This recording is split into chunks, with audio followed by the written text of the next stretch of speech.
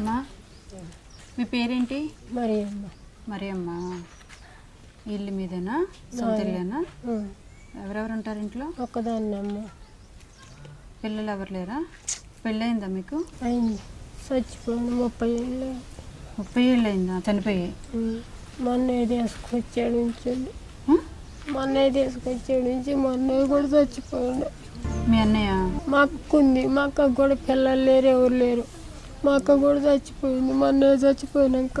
మీ అన్నయ్య చనిపోయారు, మీ అక్క చనిపోయారు, మీ ఆయన 30 ఏళ్ళ క్రితం చనిపోయారు.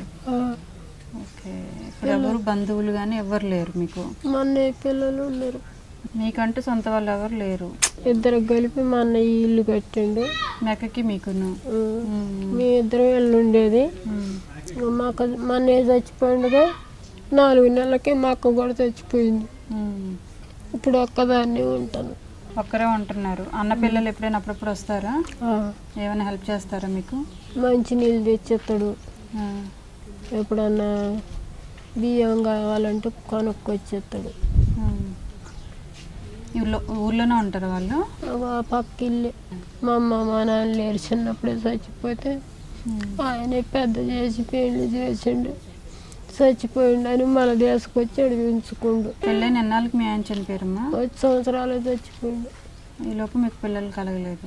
ఆయనకు గుండె జబ్బు ఉంది. గుండె జబ్బు ఉన్నోడికి తెలవకి ఇచ్చాడు. సంవత్సరానికి మా నాన్న చచ్చిపోయిండు. 5-6 ఏళ్ళకి మా అమ్మ చచ్చిపోయింది. మా అమ్మ తల్లి ఉంటే సాధింది. మొన్న నన్ను. మీకు రేషన్ అయితే వస్తుందమ్మా? ఎన్ని కిలోలు వస్తాయి? ఊరికి ఇచ్చినప్పుడు 10 కిలోలు వచ్చినాయి. 6 కిలోలు. 6 కిలోలా?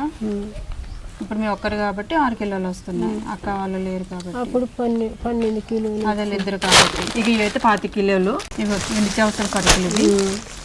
ఓకేనా మరియ గారు? పండక్కి నేను మీకు చీర పెడుతున్నాను. నచ్చిందా? ఇది బెడ్షీట్ అమ్మా. ఓకేనా? ఖర్చులకు డబ్బులు ఉంచుకోండి అమ్మా. వెళ్ళొస్తానమ్మా.